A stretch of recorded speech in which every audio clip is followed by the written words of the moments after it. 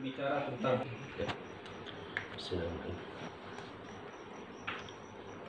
Tidak ada anak manusia lahir ke dunia kecuali melalui penderitaan seorang wanita yang disebut dengan ibu, antara hidup dan mati. Maka tidak akan ada manusia yang hidup bahagia di dunia kecuali dengan restu ibu. Itu aja kuncinya. Oleh karena itu maka dalam Islam dianjurkan diatur pertama dalam firman Tuhan, di mana ada 3 kata bergandengan. Yang pertama bergandengan antara taat kepada Allah dan Rasulnya. Tidak boleh dihilang salah satunya. Taat pada Allah tidak Rasulnya tidak diterima. Taat pada Rasul tidak pada Allah juga tidak diterima. Yang kedua, aqimus shalah wa atuz zakat. Dirikan sholat dan tunaikan zakat.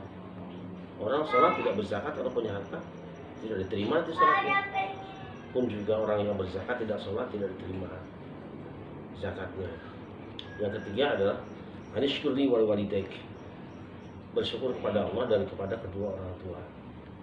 Orang baik ibadahnya sebaik apapun, tapi dia tidak baik dengan orang tuanya, maka ibadahnya nyaris tidak berguna di hadapan Allah, tidak akan diterima. Sebaliknya juga orang berbakti pada orang tua tapi tidak beribadah pada Allah, tidak sholat, tidak mempertuhankan Allah, itu juga tidak diterima. Nah, ini pasangan-pasangan ini hendaknya dijaga. Sebaik apapun seorang anak manusia, kalau dia durhaka pada orang tuanya, tidak ada nilainya di hadapan Allah Subhanahu wa Ta'ala. Walaupun Al-Bukhari tidak mencantumkan judulnya bakti pada orang tua ketika membahas tentang silaturahim, orang yang memutuskan rahim, tapi dapat dipahami bahwa orang yang durhaka pada ibu sama saja dengan orang yang memutuskan rahimnya. Tidak ada siksaan yang langsung, siksaan yang di akhirat diberikan, juga ada yang cash di dunia, kecuali durhaka pada ibu dan bapak, berkhusus ibu. Maka kita menyaksikan banyak kejadian juga. Kita mungkin pernah mendengar bagaimana dongeng-dongeng kita dibuat, Malin Kundang, si Boncel, termasuk cerita dalam hadis walaupun dhaif al-qomah, itu bagaimana mereka orang-orang yang durhaka pada orang tua mengalami kesulitan hidup di akhir hayatnya dan penderitaan yang berkepanjangan. Jadi cerita itu pasti berangkat dari kebenaran yang selama ini disaksikan dan diyakini. Karena cerita-cerita itu akan dilihat kemudian dibuat dongeng, sehingga kesimpulannya adalah, kata orang Sunda, orang yang durhaka kepada ibu itu kalau hurte sirungan ke handap ke akaran. Jadi ke atas tidak bertunas, ke bawah juga akarnya bagai dipangkas-pangkas, dia tidak akan punya akar yang kuat gitu. Nah, orang yang durhaka kepada ibu sudah cukup banyak lah penjelasan dari orang-orang ya. Saya hanya ingin menceritakan barangkali salah satu yang pernah disampaikan Nabi Musa kepada Allah untuk meminta mendapatkan seorang teman di dalam surga. Lalu Allah kemudian mewahyukan bahwa temanmu di dalam surga namanya si Anu. Dicari berhari-hari tidak ketemu, pada akhirnya bertemu dengan seorang nenek-nenek yang sedang disuapi oleh anak muda. Setelah disuapi kemudian diberi minum, setelah minum kemudian dilap mulutnya dan sang nenek mengangkat kedua tangannya. Nah, ketika Nabi Musa masuk ke dalam, dia bertanya kepada sang nenek tadi, apa yang nenek baca tadi?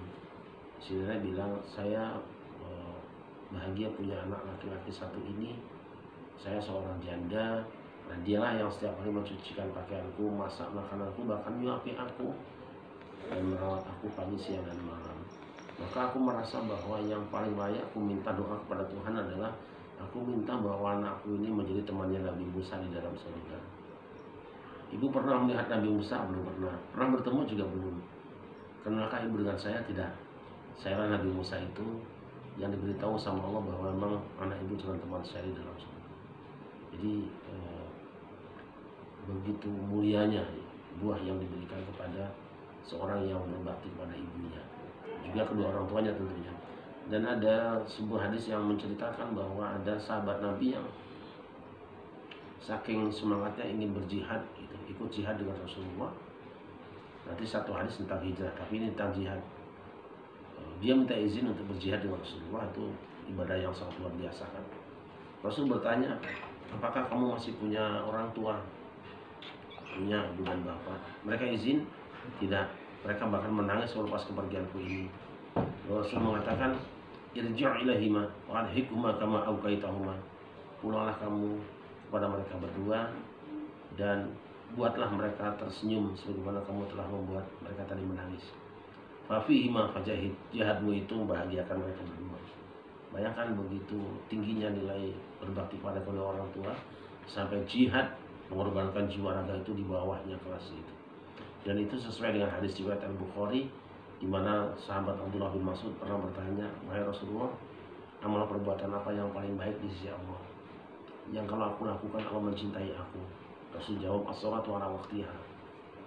Kemudian yang kedua, birrul walidain, berbakti kepada ibu bapak. Untuk kemudian aku bertanya lagi, kemudian apa? Al-jihadu fisabilillah. Baru yang ketiga, berjihad di jalan Allah. Bayangkan peringkat amal yang dicintai Allah, yang membuat orang yang melakukannya dicintai Allah itu 3. Sholat tepat pada waktunya. Yang ketiga, jihad di jalan Allah sampai mati di jalan Allah. Tapi ada yang lebih tinggi di tengahnya, yaitu bakti kepada kedua orang tua.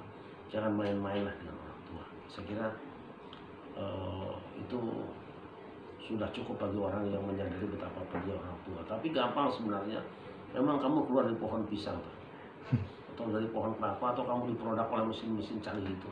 Nah, kamu keluar, siapapun kamu hari ini, sebelum ini kamu anak-anak, dan siapa yang membuat menggendongmu sampai menjadi anak-anak, dan siapa yang menyusukan kamu sampai kamu hidup hari ini, dan tahu siapa yang pontang-panting menangisi pagi, siang, dan malam. Ketika kamu sakit, dia terbirit-birit lari, dan dia merengek minta bantuan dokter.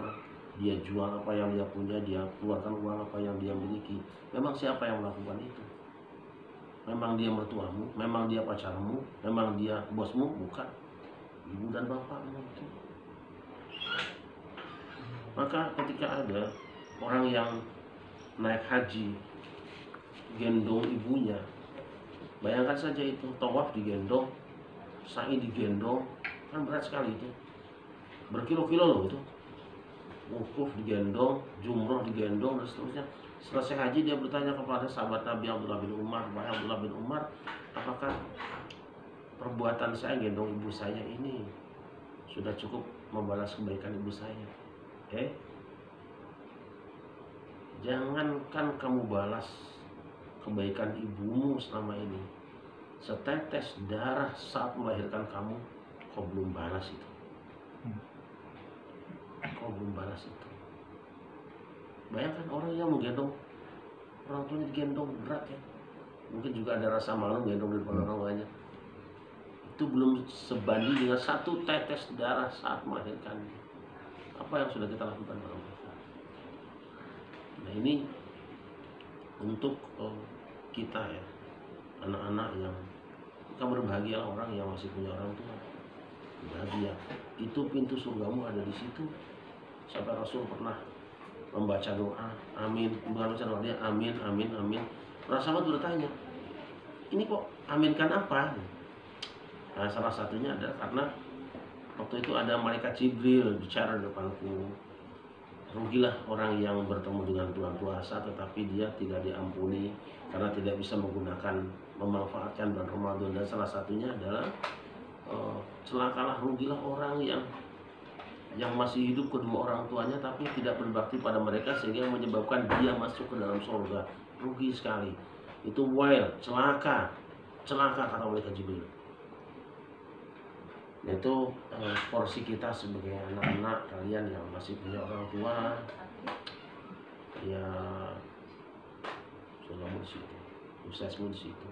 Terlalu banyak cerita barangkali kalau kita akan ungkapkan, tapi juga saya kira orang tua juga kita harus bertanya-tanya ya, ketika kita jadi orang tua, kok ada anakku melawan gitu. Nah, ingat sabda Nabi kan, birru abakum tabirakum abdaukum, berbaktilah kepada orang tuamu, nanti anak-anakmu berbakti kepadamu. Tuh. Satu. Yang kedua, mari kita berusaha untuk memberikan anak-anak kita makan barang yang halal. Bukankah binatang itu juga tergantung makanannya? Ya kan? Binatang buas itu makannya pasti daging, unggas pasti makannya biji-bijian, binatang ternak rumputan kan. Artinya karakter manusia itu tergantung dari makanan yang kita berikan.